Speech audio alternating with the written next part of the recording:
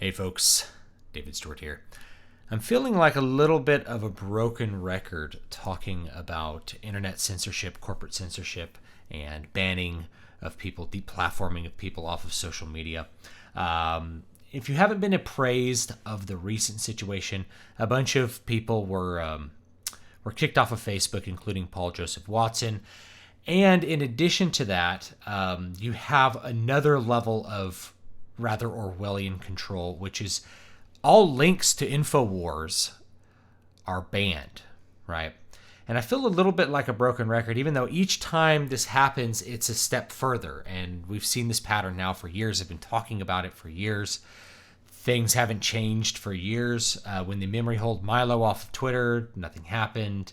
When they memory hold AJ from every single platform, nothing happened. Of course, they take it a step further. So not only is Paul Joseph Watson off of Facebook, even though he didn't violate any rules, if you have any links to InfoWars, those are also banned. So you not only can you not see any posts from Alex Jones or InfoWars, you can't even link them to other people, or you'll end up getting your account banned. So this is another step. Each time they do it, it's a step. It's another step. The noose gets tightened and tightened. So what I wanted to talk about with this video is just ask a question and present a couple arguments. Is Facebook a monopoly, and is it a technical monopoly? Quick definition of technical monopoly. Technical monopoly is a very specific kind of monopoly that involves essentially a natural arising of monopoly or a preference towards monopoly due to efficiency or some other things. Just as an example, you have water pipes going through your city, going to your homes. That means the supplier of water ends up as a technical monopoly because it's just not really feasible to lay a bunch of different competitive pipe networks to deliver different prices of water to people. So that's what a technical monopoly is. It's usually used as a way to classify things like utilities. Those things which people, just due to the nature of things, either don't want a choice or don't have a choice. Or choices become detrimental to the consumer, and I'll talk about a couple of those arguments. So the first one is the argument from size. There's over 2 billion people that are on Facebook. That's a large percentage of the world's population. So most of the people who have access to the internet have a Facebook account on some level. So just by the sheer fact that everybody has one, you are encroaching upon technical monopoly size. If everybody has elected to have this thing, that means, and one company owns it, that means technically they've all chosen to engage in a monopoly. And the reason that I want to talk about technical monopolies is because I'll get to these arguments a little bit later. Usually there comes with it an argument for regulation from some external body because consumer signaling is not enough. Consumers don't have a meaningful choice. So just the fact that it's so big, it controls something like 30% of all internet traffic ends up going through Facebook, which is really, really mind-boggling when you stop and think about it. So that's the first one, the argument from size. It's just so big, it really just counts as a monopoly due to the size. Everybody has a Facebook account. The other one, next one, is argument from a standard.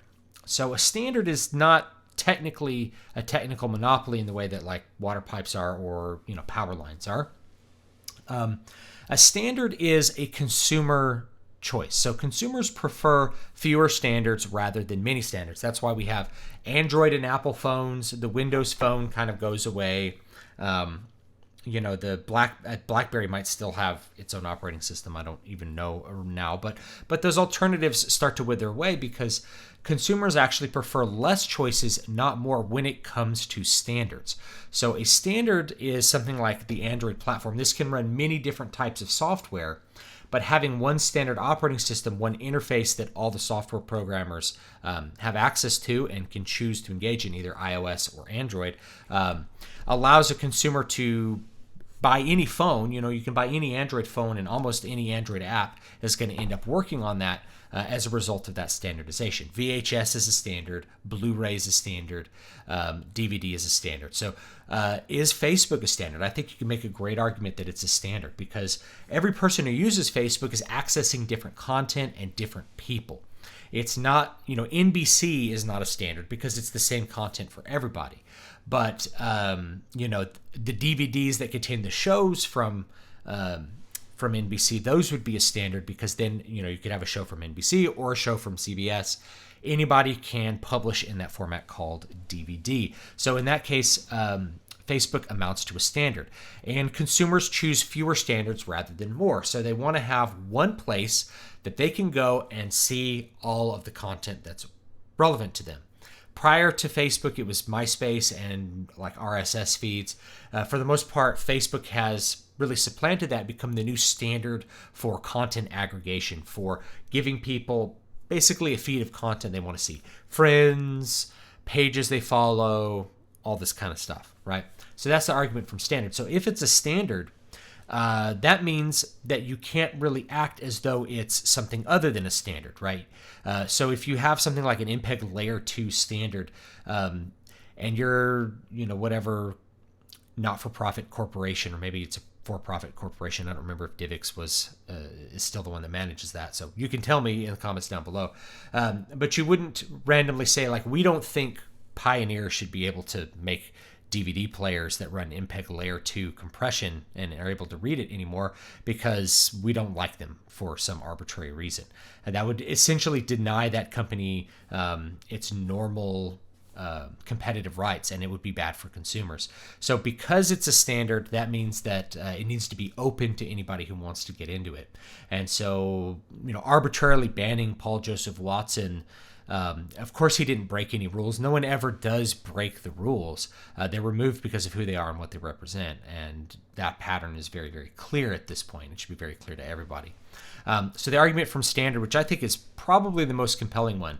And in fact, Facebook and other social media platforms use this argument themselves to avoid liability as publishers, which I'll get to in just a couple of arguments.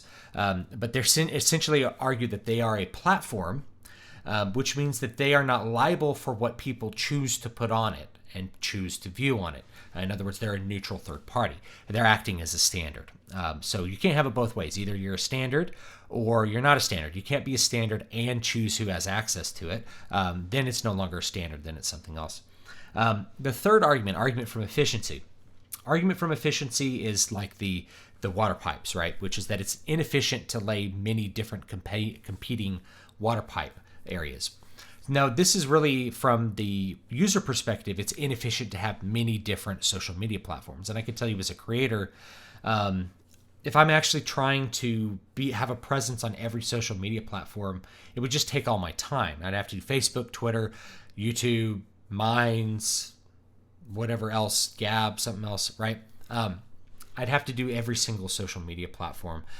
It would really eat it up, and especially since Facebook removed the ability of other social media platforms to push their content directly to Facebook, it's become more annoying for me to interact with Facebook. That's why you see less posts, is that I have to stop and take a few minutes to go make a post on Facebook when I'd rather just do it on Twitter, right? I'd rather have Twitter be the platform I use. And the fact that I'm mentioning Twitter and talking about Facebook is one of the counter arguments I'll get to in just a little bit. So argument from efficiency is it's not efficient for the end user to have many different social media platforms. Likewise, it's not efficient for the economy to have many different social media platforms like me as a producer. It's more efficient if there's a few and limited set of them that I can manage to interact with rather than many. Kind of like there's it's easier to just have a couple of parcel delivery services rather than many, many, many different ones. Because as a business, you really want to just have a limited number of choices, and you want them to all work for you, right? So the argument from efficiency, you don't want to have to manage lots of different contacts and lots of different companies that you have to do business with. Next one, argument from alternative use. This is also a very compelling argument that people do not think about, which is that when you go to other sites, one of the ways that you will log into that other site is through your Facebook account, meaning the credentialing that determines how you interact with that site is based on Facebook.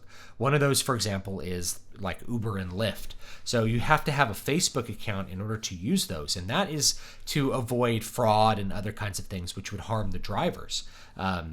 So you have to have a social media account. If you deny someone access to Facebook, you're essentially saying that they can't hire certain services. You're shutting them out of certain parts of the economy. Essentially, arbitrarily. Like if Paul Joseph Watson can't have a personal Facebook account, at least, that means he can't hire an Uber. Think about that. That also means maybe he can't log into his Adobe account because he chose to access it with Facebook. Lots of websites prefer for you to use your Facebook account to log in because then they don't run their security risk of storing your account credentials on their servers, which could be compromised. So it becomes its own. Again, it's a type of standard, but it has alternative use. And as soon as you have alternative use, kind of like having a credit card, having a bank account, driver's license as identification. Why in the state of California is it such a big deal? People are constantly fighting over giving, illegal aliens IDs. Well, to deny them the ability to have the ID means to deny them a whole bunch of other things that they need that ID in order to access. It's an argument from alternative use, and actually it's a pretty good one these days. So Facebook manages a lot of different services, not just Facebook itself. So to deny someone access to Facebook is actually to deny them a whole lot more than that because of the things that rely on Facebook's infrastructure and their credentialing system in order to exist. Next one is the argument from competitive capacity. So there's more than 2 billion people on Facebook. I think there's 2.3 billion. Think about how much expense it would be to build an alternative. So in order for a competitor to enter the same market space as Facebook, it has to have the capacity to build something which is comparable. For instance, YouTube. One of the problems with vid.me was that it was too expensive to maintain a bunch of video servers for people to watch videos on. YouTube's very expensive to maintain. It routinely posts losses. I have explained how those aren't really losses because it's all part of a joint product that is AdSense. So you really can't look at YouTube by itself, though I think YouTube definitely has the capacity to make a profit. They kind of choose not to. But anyway, so the argument from competitive capacity is like, can you build an alternative to YouTube that everyone could just migrate to? And the answer is no, because you don't have billions upon billions of dollars to buy giant server centers and to lay all the infrastructure that's necessary for YouTube to work at the capacity that it currently works at. If you were to go back in time to 2006, yeah, maybe you could start up a competitor, but in 2019, competing directly is almost impossible. That's why BitChute is so clever, and I'm always so impressed by BitChute's ability to just work at a high capacity, despite having very, very low overhead and basically running entirely off of donations. It's great. So I have kind of hats off to them, and I can mention some things with the counter argument. So the argument from competitive capacity: nobody can really make a Facebook alternative because it's just not feasible with funding. Only another company as big as Facebook could at this point. And there is no other social media company as big as Facebook. You'd have to have Disney or someone, or a government make one. Next one is argument for utility. So utility company provides things which are basic for human needs: water, sewer, trash, power. Those are utilities. So to deny someone the ability to purchase and utilize utilities is to essentially kill them, right?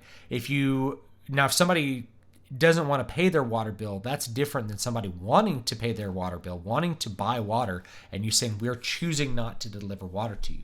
This would be unconscionable. But Facebook is in its own way a kind of utility because it is a communications utility, just like the phone.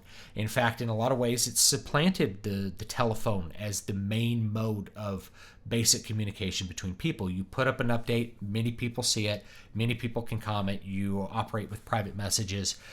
It really is a communications utility the way that people use it.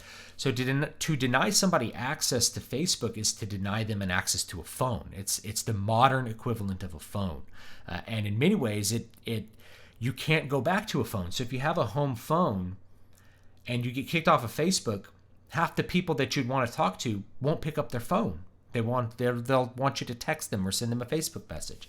They barely use their phone for phone calls. Phone calls are like a tertiary function of the so-called smartphone now. It's really a total communications device for accessing social media, direct messages, and things like that. So it is a utility, and it operates like a utility, and people use it like a utility. And in that case, preventing people from having access to that utility is to essentially prevent them from having access to communications.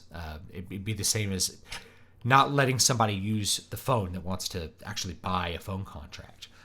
It's a major abuse, and therefore would be a subject of regulation from the government, that you can't deny people access to a basic utility. And in this case, because it is a technical monopoly,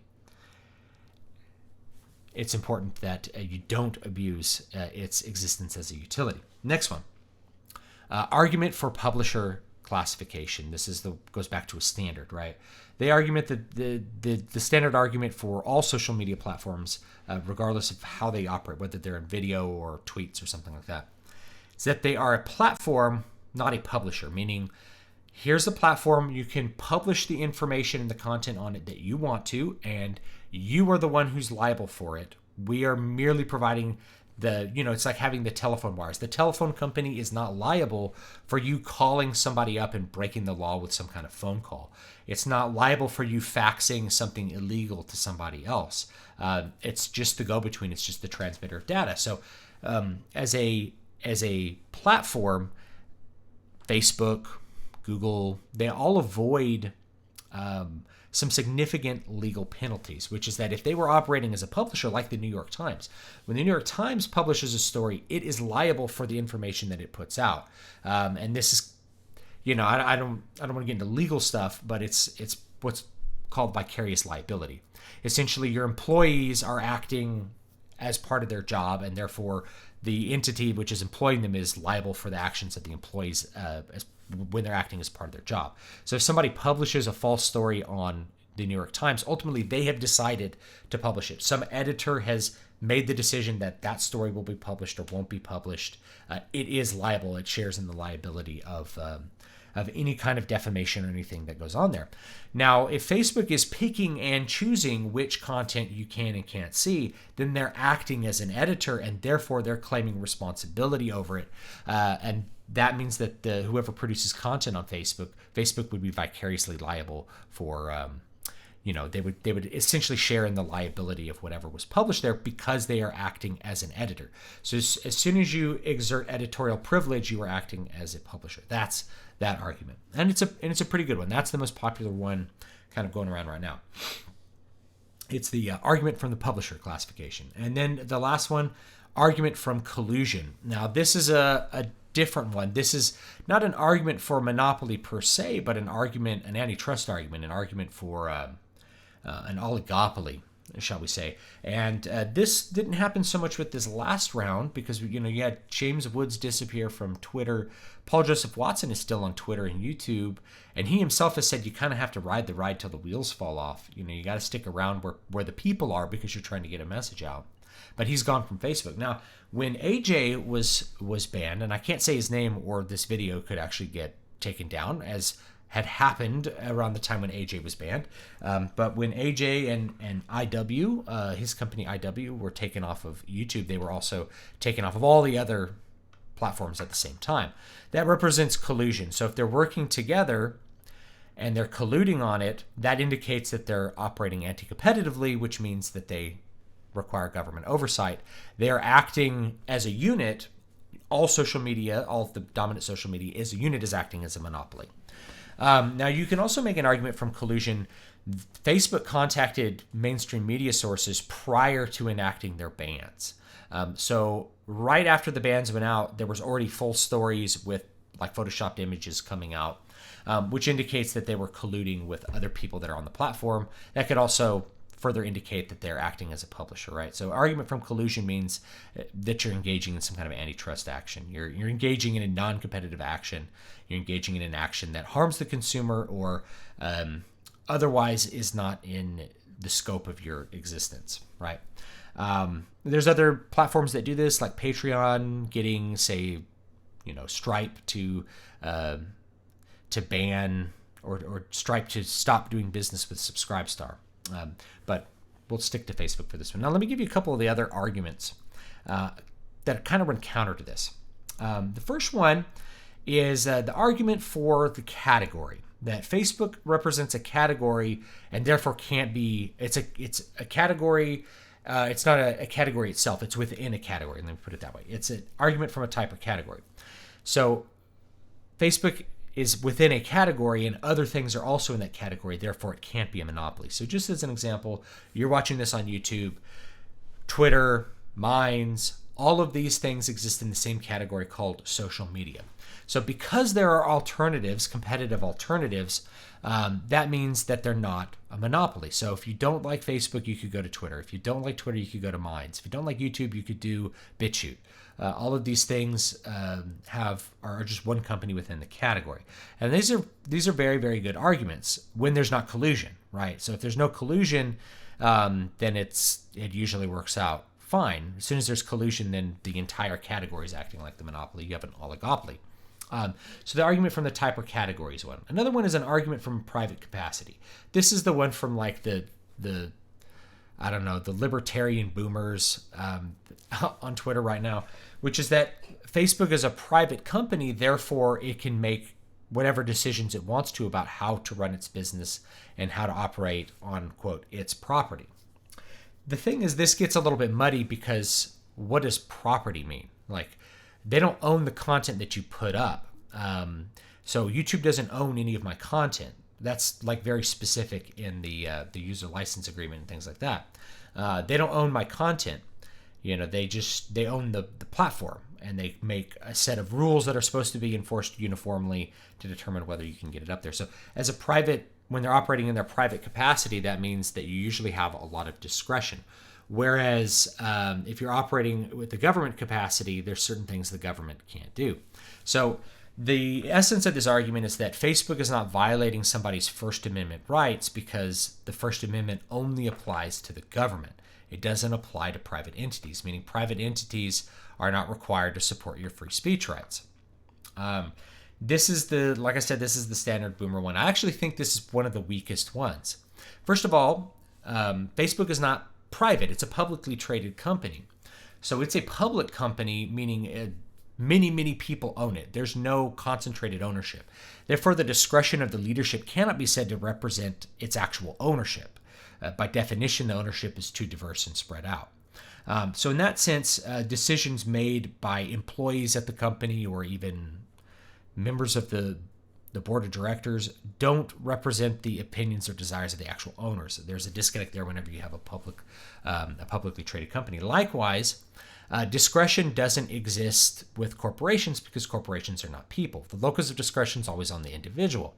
So can an employee working for Facebook operate in a private capacity, a publicly traded company?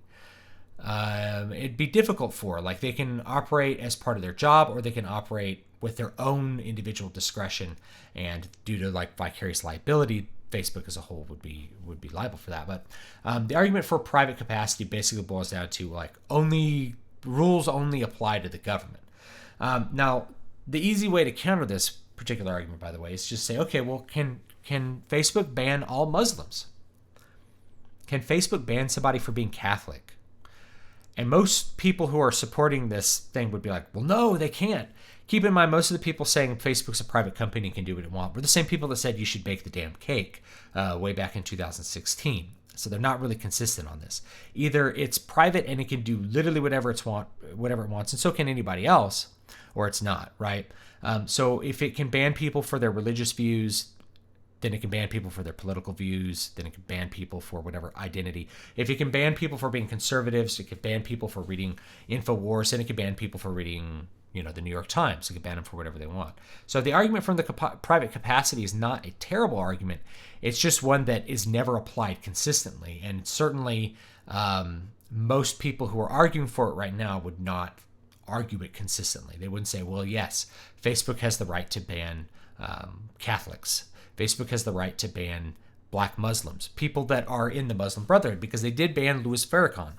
Louis Farrakhan is part of the Nation of Islam, right? So if Nation of Islam, if he's, quote, dangerous is what they called him. They also called him far right, which is interesting. But if he's dangerous, then that must mean that the organization that he's the head of is also dangerous. Nation of Islam is a religious group. So can you ban people for being the member of a religious sect? If your answer is no, then the argument from private capacity doesn't apply. They can't ban people for their political affiliations either. Next one, argument from an open competition. This is that there's no law prohibiting you from entering into the marketplace and engaging in competition with Facebook. And this is a true one, right? There's Minds.com. You could start up an alternative to Twitter like Gab. There's lots of different opportunities to begin your own social media platform. So this is actually one that's pretty good because you don't have regulatory control that prevents people from entering the market.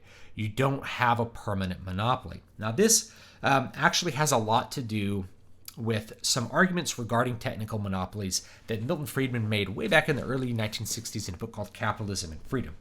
And in it, he said, he basically started with the assumption that technical monopolies exist. He said, well, what are the three things, or what are the different ways that you can operate technical monopolies? One is to not regulate them at all. One is to have government regulation of it, and one is to have government ownership of it. And he said, of the three, government ownership is the worst, because government ownership, it ends up being subject to the bureaucracy of government, the inefficiencies of government. Whereas the middle ground, the one where it's government regulated, it's not it's the most easy one to go to and to justify. But eventually it creates things like regulatory capture. And he actually decided that the best course of action is actually not to regulate monopolies at all. And he said, even though this is not a popular stance and this is bad for the consumer in the short term, and I'm paraphrasing him, you can go read it word for word if you want. But what happens when you are not regulating it is that when you have this open competition, and this is the next one, the argument from incentive and time, meaning you have an incentive and you have the freedom to create alternatives, the market will deliver better alternatives than what regulation would do. He used railroad companies and automobiles as an example. So you started regulating railroads and railroad companies, and you ended up with regulatory capture. The people who were the regulators for the railroads, who worked for the government, were people who worked in the railroads, and therefore they acted preferentially towards the railroads. The free market created competition called trucks, which just ran on roads. So you had something that was completely different from the trains, but provided the same essential function, which is transport and also transport of goods. And so the result of that was things like the Interstate Commerce Commission, the ICC, which regulated how you could use trucks so that trucks essentially couldn't compete with trains. So you ended up with this situation where by trying to regulate the monopoly, the train monopolies, you ended up harming the long-term prospects for competition, and it took a long time to get rid of the anti-competitive practices due to regulatory capture. But the other thing is he just basically makes a pretty compelling argument that you don't know what the future will bring, but as long as there's incentive and there's opportunity, you're going to see alternatives arise on their own, but they may not arise if you are locking everything down. In other words, just as an example with power lines, who knows if it hadn't been regulated and the monopoly had been abusive, somebody would have come up with a way to generate power in your own home, or would have come up with some other alternative which hasn't really been foreseen. Due to regulation keeping the costs minimally low, which is good in the short term, it has harmed the long-term progress. So that's an interesting argument for Facebook. And I think that one actually is pretty convincing for me if you want a counter-argument against regulation of Facebook as a monopoly. And that is because we don't know what the next thing will be. Imagine if people had this conversation over MySpace. This is before people just shuttled everything into Facebook. If you'd been having this discussion about what is a monopoly and should we regulate Facebook? Should we regulate MySpace? And then Facebook comes around. Who knows? There might be another social media thing that just eclipses Facebook and makes it irrelevant. So those are the arguments that I came up with real quickly to make this particularly long video at this point. I will say this about Facebook. Facebook is my least favorite platform to operate on as a creator. And I've gone into reasons for this. Their monetization strategies to charge me, the creator, money in order for me to publish content to people that follow my page. So people who follow my page won't see the content I put out for them unless I pay Facebook to show it to them. So rather than what YouTube does, which is play ads over the content, they make the content creators pay for access to eyes. And that's just not, that works great if you're advertising a book. If I'm advertising a book that I'm launching, Facebook ads work great. But if I'm not doing that, if I'm just trying to run a Facebook page for people to see when I put out new videos, it works terribly. Most people don't see any of the updates that I put out on Facebook, which makes me not want to interact with the platform at all. I barely look at Facebook. You can keep sending me messages on it if you want at facebook.com/David Van Dyke Stewart. But I barely interact with it personally, and I barely interact with it professionally due to how bad it is. It makes it so that the timeline is mixed up to show you the stuff that's been paid for rather than the things you actually want to see. So it's actually bad for consumers right now, and it's bad for creators right now, and it's basically just the worst platform I can imagine. And I'm always dumbfounded that people still use it, but I can see why people use it, and it's because of inertia. It's because of some of those other arguments I made. Arguments from efficiency, from standard, alternative use, all those things, utility, all the arguments that I made earlier in the video, those applies to why people won't leave Facebook and go to Minds. They're not going to leave Facebook and go to Minds unless there's a really compelling reason for a large amount of them to go, because they're there on Facebook because there's friends on Facebook, because there's the content they want to see on Facebook, because Facebook is addictive, or whatever else, whatever other things you want to say. So anyway, thanks so much for watching this overlong video. Leave me your thoughts down below. I'd love to hear arguments and counter arguments from any of those. So have a good discussion with that. Try to keep it clean and try to keep it on point. Keep the poopy head stuff to yourself and try to focus on making good arguments. Those are most of the arguments that I can come up with for and against. And I will see you guys next time. Oh yeah, new book came out in March. You can get it, Chronocyte. Make sure you're following me on Twitter, twitter.com/David V. Stewart. That's my social media thing of choice. That's not YouTube. I prefer YouTube for most things because I like videos and I like just talking to the camera. But that's the new one, Chronocyte. It's a fantasy book, 2-hour read. Should be lots of fun to read. Have a new story that I'm working on and hopefully will come out with soon. Thanks so much, and I'll see you guys next time.